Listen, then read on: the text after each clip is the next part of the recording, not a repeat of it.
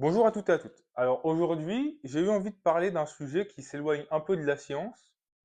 J'ai envie de parler de la représentation de l'écologie dans différentes œuvres de fantasy, parce que outre être un scientifique, je suis aussi un gros geek. Et j'ai vu récemment Avatar.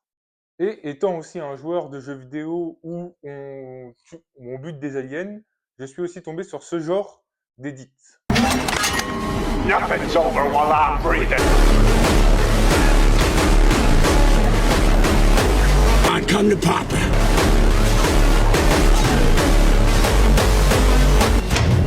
Hey, Sully. How's it feel to betray your own race? Et si vous vous retrouvez là-dedans, je pense pas parce que vous êtes sur cette chaîne, j'ai une mauvaise nouvelle pour vous. Selon Tolkien, donc le maître de la fantasy, vous n'êtes pas un humain, vous êtes un orc. En effet, dans Avatar, mais je pense que beaucoup d'entre vous l'auront compris, c'est pas les humains contre les Na'vi. C'est le futur de l'humanité lorsque, dans une logique capitaliste où on exploite les ressources jusqu'à épuisement, donc jusqu'à épuisement des ressources terrestres, et hop, on passe à la prochaine planète, lune, parce qu'il me semble que Pandora est une lune, pour faire la même chose. Et la vision des humains, s'ils s'acceptent comme étant part d'un écosystème et qu'ils décident de vivre en harmonie avec lui. Beaucoup de gens, quand ils ont vu Avatar, ont eu envie d'être un Navy, bah, c'est parce que James Cameron a bien fait son travail, et il a montré une vision alternative à l'humanité. Et les genres d'édits que je vous ai montrés, bah, c'est des édits souvent second degré, mais malheureusement de temps en temps premier degré, où les personnes ne perçoivent pas ça, ils voient humain versus alien, et mais pourquoi vous soutenez les aliens? Mais parce qu'en fait, on soutient une autre version de ce que pourrait être l'humanité. Et bah, dans ce qu'on a dans Ewa, c'est certes, ça reste un peu de la SF slash fantasy, mais, euh, mais en fait, on a quand même pas mal de choses qui sont inspirées de la vie réelle sur Terre. Je vous ai fait des vidéos sur le mutualisme, sur l'interaction entre les mycorhizes et les champignons, sur la manière dont les champignons servent de canal de communication entre différentes espèces de plantes. Voilà, on a de la communication chimique entre les plantes. On a commencé à avoir des expériences d'éthologie où on peut communiquer avec des gorilles avec le langage des signes. On commence à essayer de le faire avec les orques aussi et les dauphins, parce qu'on sait que c'est des espèces qui sont également intelligentes et qu'elles ont la capacité de créer leur propre langage. Donc il y a réellement des langages avec d'autres espèces. Donc c'est pas impossible que dans le futur on ait un moyen plus ou moins clair de communiquer avec des animaux, même avec les chiens d'ailleurs. J'ai vu quelques vidéos de gens avec leur border collie qui avaient un buzzer. Il y avait un mot enregistré et le border collie pouvait communiquer littéralement parce que quand il appuie sur le buzzer, ça disait je veux sortir. Et enfin voilà. Donc en fait, c'est une possibilité. Ou alors on choisit de se fermer totalement à ça et de devenir les humains de Avatar qui exploitent mais qui du coup sont coupés de tout, qui ne voient pas. Parce que c'est le fameux truc je te vois. Et on a une vision qui est assez similaire bah, chez Tolkien en fait, et où en fait, chez Tolkien, les capitalistes qui se coupent de tout, bah, c'est pas les humains pour le coup, c'est les orques.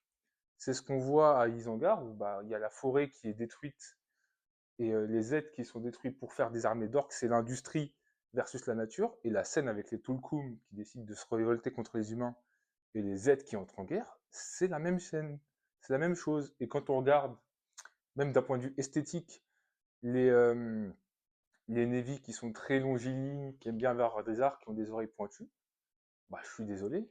On regarde les elfes sylvains qui vivent en harmonie avec la nature, c'est la même chose.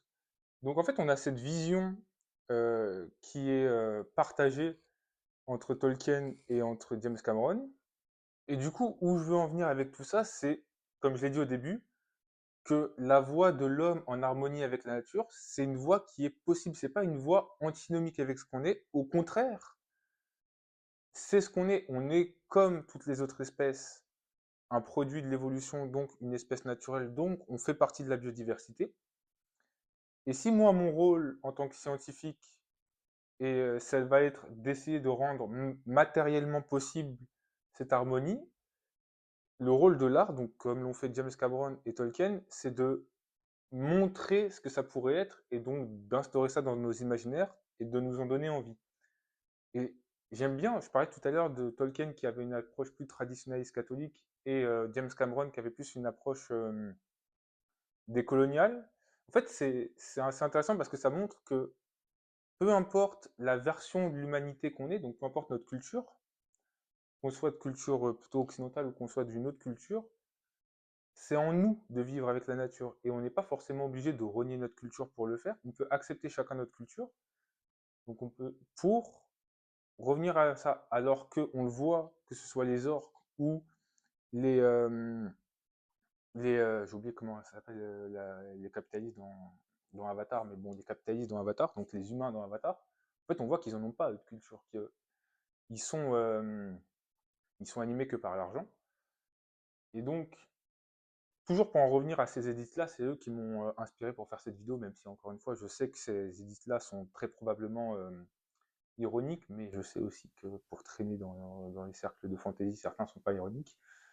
Euh, Bah, ils aiment bien faire un peu les identitaires et tout, alors que eux-mêmes, quand ils soutiennent le capitalisme et donc la destruction et donc les humains face aux Navy, en fait, ils sont contre eux-mêmes parce que l'humanité, au final, quand elle détruit son lien avec la nature, quand elle détruit son lien en fait avec elle-même, et donc elle se détruit. Et c'est ce qu'on sait en fait, de manière générale, enfin c'est même pas de manière générale, mais on sait que la Terre et la vie sur Terre survivra à l'humanité. Mais est-ce que l'humanité y survivra? Ça, on n'est pas sûr. Et donc en fait, tout ce qu'on fait, finalement, c'est vraiment égoïste. On peut se dire qu'on fait ça pour sauver les petits oiseaux et tout, c'est vrai. Et moi-même, j'aime la nature sous toutes ses formes, pas que les petits oiseaux, j'aime aussi les araignées qui sont un peu moins sexy. Mais en fait, quand on choisit de combattre la nature, on se combat nous-mêmes. Alors qu'on voit, aussi bien chez Tolkien que chez James Cameron, que quand on vit en accord avec la nature, en accord avec nous-mêmes, bah, on est beaucoup plus en paix.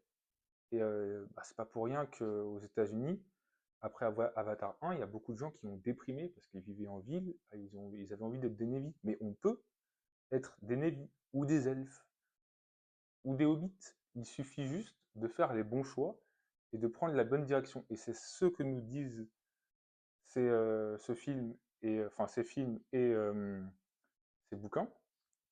Et je pense aussi, si jamais il y a des artistes qui regardent cette vidéo, que c'est important que vous continuez à produire, parce que pendant très longtemps, quand j'étais jeune, j'étais en mode art versus science. Alors qu'en fait, je me rends compte en grandissant que l'art et la science, ça doit être deux jambes sur lesquelles on marche pour aller vers une... L'art doit façonner l'imaginaire et la science doit le concrétiser. Donc c'est les deux jambes sur lesquelles on doit marcher pour aller vers un avenir meilleur. Et c'est la conclusion de cette vidéo. Comprenez ce que vous voyez, même si je ne vais pas faire le mec qui vous explique ce que vous avez vu, je pense que vous êtes largement assez intelligent pour le comprendre. Et ne vous contentez pas de le voir passivement, essayez d'être actif. Donc soit selon ce que vous savez faire, soit en étant scientifique comme moi, soit en étant artiste. Et si jamais vous êtes artiste et que vous voulez communiquer, que vous voulez travailler avec moi pour de futurs projets, sachez que j'y suis tout à fait ouvert. À la prochaine fois.